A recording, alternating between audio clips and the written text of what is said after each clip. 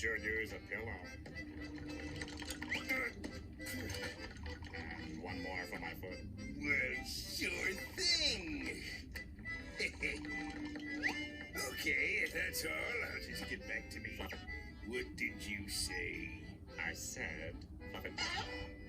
Fluff him. What's that? Huh? Oh, I said, will there be anything else, Mr. Squid?